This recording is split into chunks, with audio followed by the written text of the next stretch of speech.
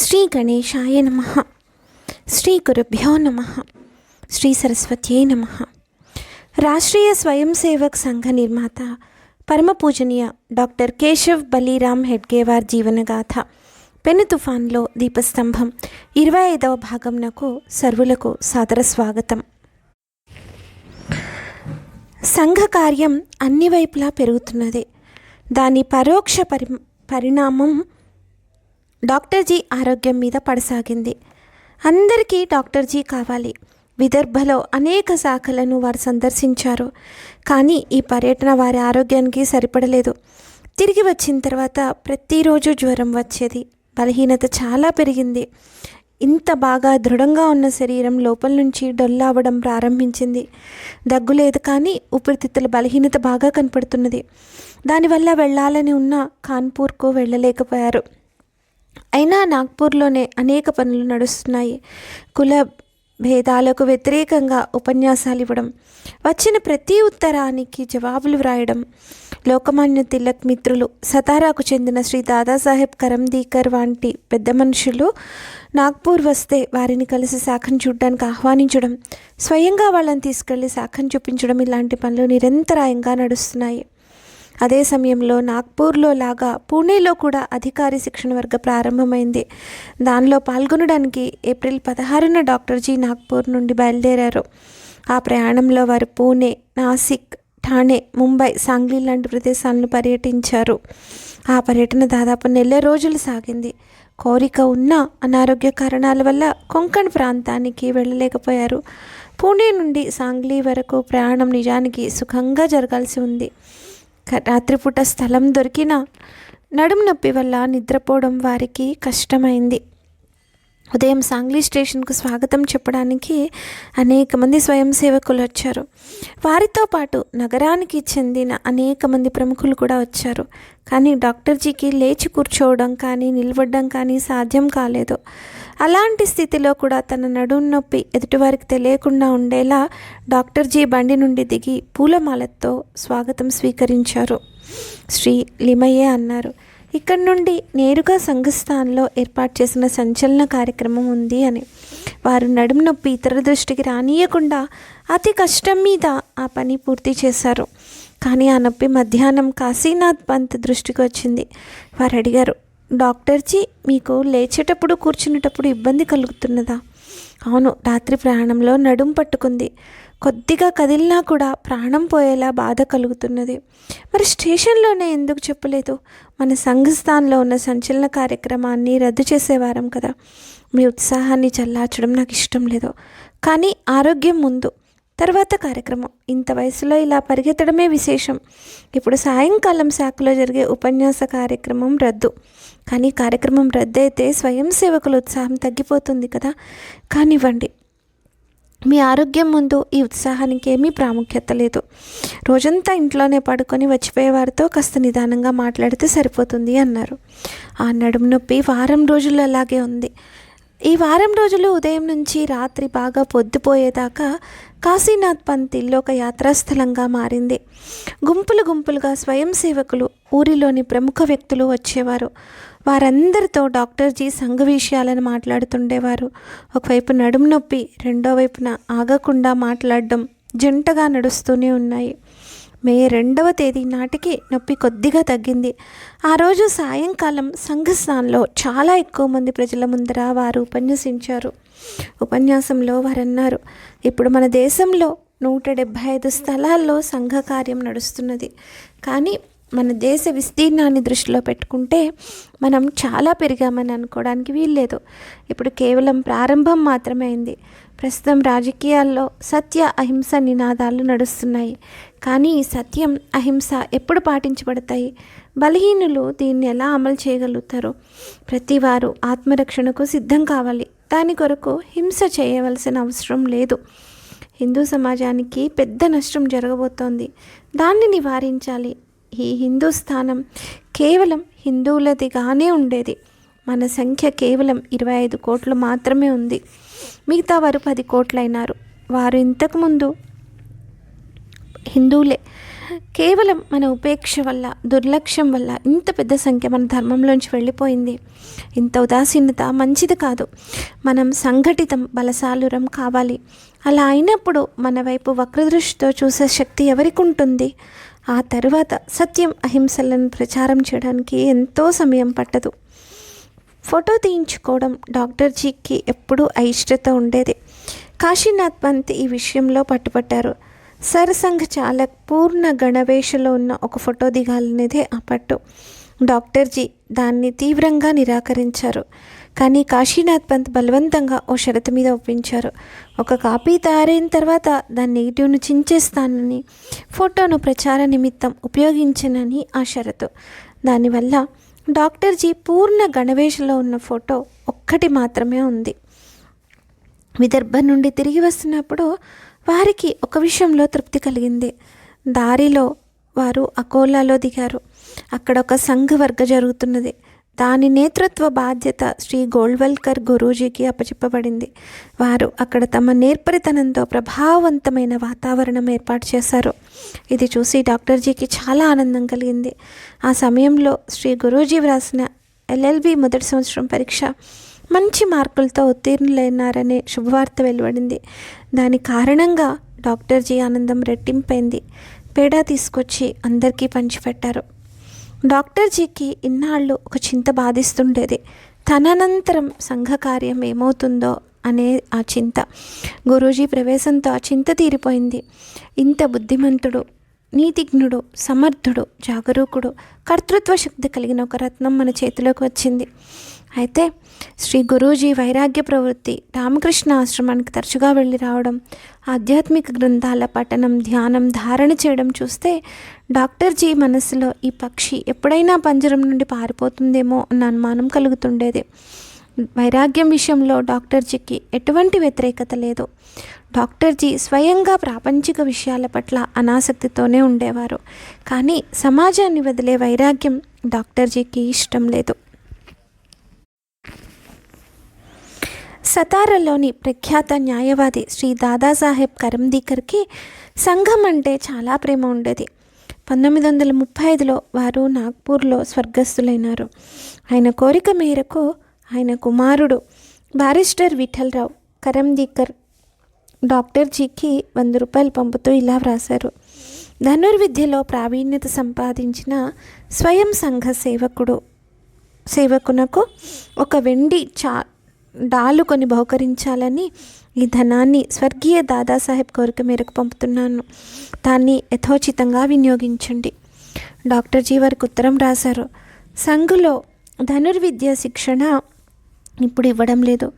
గురి చూడడం మేము ఎయిర్ గన్ ద్వారా నేర్పుతున్నాము. మీరు పంపిన డబ్బు అట్లాగే ఉంచాను. మీరు మరలా చెప్పిన తర్వాత దాని ప్రకారం చేస్తాము.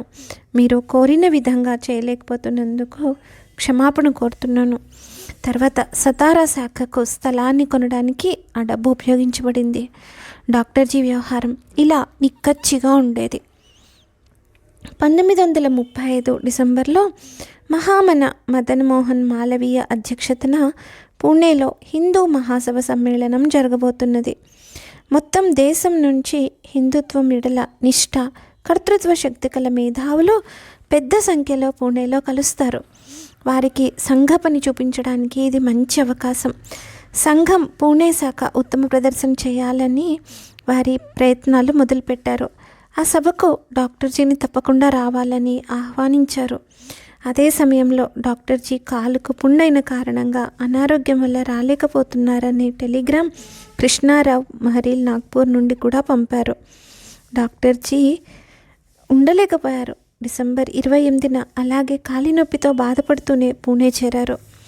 డిసెంబర్ 30న వచ్చిన మహానుభావులెదుట 500 మంది స్వయం సేవకులు సంచలన్, ధ్వజవందన లాంటి మంచి కార్యక్రమాలు చూపించారు.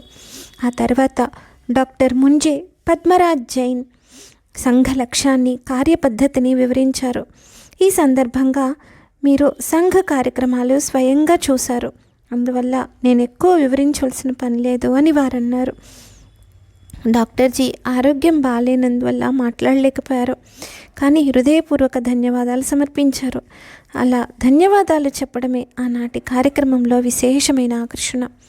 ఆ పిమ్మట డాక్టర్జీ మొత్తం మీద అన్ని కార్యక్రమాలు విజయవంతమయ్యాయి. వీటిని చూసిన వారు, ముఖ్యంగా బాబు పద్మారావు జైన్, చాలా ఉత్సాహంతో మాట్లాడుతున్నారు. అన్ని వైపుల నుండి సంఘాన్ని ప్రారంభించాలని కోరుతున్నారు. దాన్ని పూర్తి చేసే బాధ్యత నాగ్పూర్ వారిదే అని నాగ్పూర్కు ఉత్తరం రాశారు. ఇలా ఈ అద్వితీయమైన సంఘ పనిని చూసి తెలుసుకున్నవారు డాక్టర్జీని ఏదైనా మంచి బిరుదుతో సత్కరించాలని అనుకున్నారు. నాసిక్లో ఉన్న శ్రీ శంకరాచార్య డాక్టర్ కర్తుకోటి గారి మఠం ఉంది. అక్కడ ఉన్న వారిలో 4-5 శ్రీవారిని ప్రార్థించారు. మఠం తరపున ఎన్నో పదవులు, బిరుదులు ఇవ్వబడుతుంటాయి. యోగ్యత కలిగిన వ్యక్తి ఉంటేనే అన్నారు శ్రీవారు. శ్రీవారు చెప్తుంది చాలా మంచిది, మరి మీరేమి కోరుతున్నారు? శ్రీవారు నాగ్పూర్లో ప్రారంభమై దేశమంతా విస్తరించిన రాష్ట్రీయ స్వయం సేవక్ సంఘ్ సంఘ్ చాలా ఖ్యాతి వినే ఉంటారు. అవునవును, వారికి కూడా మఠం తరపున ఒక పదవి ఇవ్వాలని మాకు అనిపిస్తుంది. వచ్చే శ్రీమద్ శంకరాచార్య జయంతి సందర్భంగా వారికి రాష్ట్ర సేనాపతి బిరుదును ప్రకటించాలి. బాగుంది, మంచి సందర్భంలో మంచి బిరుదు. శ్రీవారి కోరిక మేరకు ఒక ప్రశంసా పత్రం రాయటం జరిగింది.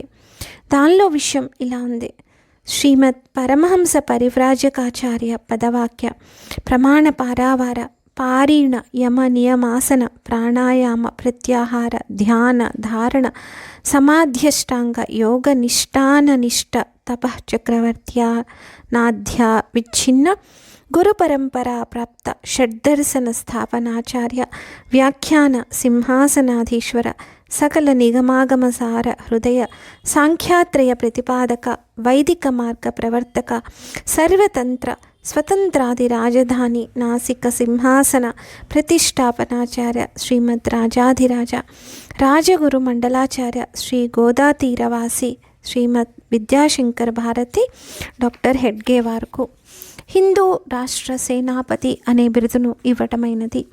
ఈ వార్త మరాఠీ పత్రికల్లో ప్రకటించబడింది. ఇంకేముంది, డాక్టర్జీ స్నేహితులకు, స్వయం సేవకులకు, బంధువులకు కలిగిన ఆనందాన్ని వర్ణించశక్యం కాదు. వారందరూ డాక్టర్జీ పేరుకు ముందర ఈ బిరుదును వ్రాస్తూ ఉత్తరాలు వ్రాయడం ప్రారంభించారు. నాగ్పూర్ కార్యాలయంలో ఉత్తరాల వర్షం ప్రారంభమైంది. ఆ ఉత్తరాలలో డాక్టర్జీకి బిరుదు లభించిన సందర్భంగా అభినందనలు తెలియచేయడం జరిగింది. ఇదంతా డాక్టర్జీకి నచ్చలేదు. హిందూ సమాజం మీద 4 దిక్కుల నుండి దాడులు జరుగుతున్నాయి. దాన్ని ఎదుర్కొనే సామర్థ్యం ఇప్పుడిప్పుడే మొదలైంది. ఒక్కసారిగా హిందూ రాష్ట్ర సేనాపతి అని పిలిపించుకోవడం వారికి ఏమాత్రం ఇష్టం లేదు. వారు పూణేకి చెందిన శ్రీ వినాయకరావు ఆప్టేకు ఒక ఉత్తరం రాశారు. అందులో శ్రీమద్ శంకరాచార్య ఇచ్చిన బిరుదు మన కార్య విస్తరణ వ్యవహారాల్లో ఏమాత్రం ఉపయోగపడదు. ఈ విషయం తెలుసుకుని మనలో ఎవరూ దీన్ని ఉపయోగించకూడదు. ఈ సూచన స్వయం సేవకులందరికీ వెంటనే చెప్పాలి. పత్రికల్లో కూడా ఈ బిరుదు ప్రచారం చాలా తక్కువగా ఉండేటట్లు చూడాలి. కాదు అసలు జరగకుండా చూడాలి. మీరు పూణేలో ఉన్నారు కనుక సహజంగానే ఇది చేయడానికి మీకు వీలు కుదురుతుంది అని. మరొక ప్రసిద్ధ సంఘటన గమనిస్తే డాక్టర్జీ పరాన్ముఖత ఇంకా వివరంగా తెలుస్తుంది. సాంగ్లీకి డాక్టర్జీ వెళ్ళినప్పుడు మీరజ్ వాస్తవ్యులు శ్రీ దాము అన్నా భట్ వారిని కలవడానికి వచ్చారు. పరిచయాలు అయిన తర్వాత వారి సంభాషణ ఇలా జరిగింది: నాదొక విన్నపం. ఆజ్ఞ అనండి అన్నారు డాక్టర్జీ. కాదు, విన్నపమే. మీరు ఇంతగా సంఘకార్యం చేస్తున్నారు. మీ సంక్షిప్త జీవిత చరిత్ర వ్రాసి దాన్ని ముద్రించాలని నాకు కోరికగా ఉంది. దానికోసం మీవి కొన్ని ఫోటోలు కావాలి.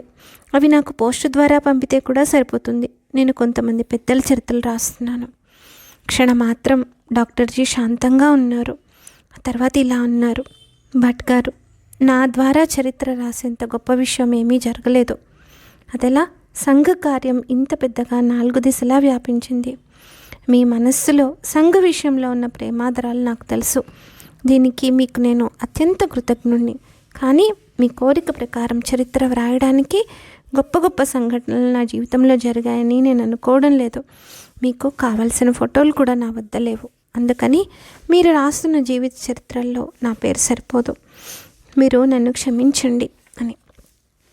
దాము అన్నా భట్ అనేక విధాలుగా వారికి నచ్చచెప్పడానికి ప్రయత్నం చేశారు, కానీ డాక్టర్జీ తన నిర్ణయం మార్చుకోలేదు. అదే సమయంలో డాక్టర్జీకి ఒక చేదు వార్త అందింది. నాగ్పూర్లో మంచి నిష్ఠతో పనిచేస్తున్న మాధవరావుజీ గోల్వల్కర్ అనుకోకుండా నాగ్పూర్ వదిలి వెళ్ళిపోయినారు. గోల్వల్కర్ విషయంలో డాక్టర్జీ మనసులో చాలా ఆశలు ఉండేవి. అలాంటి ఈ కార్యకర్త, మేధావి, బాగా చదువుకున్న పురుషుడు ఒక్కసారిగా నాగ్పూర్ విడిచిపోయి అజ్ఞాతంలోకి వెళ్ళిపోవడం డాక్టర్జీకి మింగుడు పడని విషయం. రామకృష్ణ మిషన్కు గోల్వల్కర్ తరచుగా వెళ్ళి రావడం గమనించిన డాక్టర్జీ మనసులో సందేహాలు ఉండేవి. ఆ సందేహం నిజమైంది. శ్రీ గురూజీ మిత్రులు శ్రీ దేశపాండే అనే న్యాయవాదికి సంఘ కార్యంతో సంబంధం ఉండేది. వారి ద్వారా బెంగాల్కు చెందిన శ్రీరామకృష్ణ పరమహంస కృపాపాత్రుడైన స్వామి అఖండానంద వారు సారగాచి ఆశ్రమంలో స్వామి అఖండానంద వారి సారగాచి ఆశ్రమంలో గోల్వల్కర్ ఉన్నారని తెలిసింది. అంటే గోల్వల్కర్ బాగా ఆలోచించి నిర్ణయం తీసుకుని ఉంటారు. అందువల్ల ఉత్తరం రాసిన ప్రయోజనం ఉండదు. ఎప్పుడొస్తే అప్పుడు వస్తారు, అలా అనుకొని నింపాదిగా ఉండడమే మనం చేయగలిగింది అనుకున్నారు డాక్టర్జీ. రామ్టెక్ నుండి గురూజీ తండ్రి శ్రీ సదాశివరావు గోల్వల్కర్ డాక్టర్జీని కలవడానికి వచ్చారు. ఈ పిల్లవాడు ఇప్పుడు ఎక్కడికి వెళ్ళాడు, ఎక్కడని వెతకాలి? చూడండి, మీ పిల్లవాడు సత్శీలుడు, మంచి ప్రవర్తన కలవాడు, ఒక మంచి స్థానానికే వెళ్ళి ఉంటాడు. అతను సారగాచి వెళ్ళాడు, తిరిగి వస్తాడు, దీని మీద నమ్మకం ఉంచండి.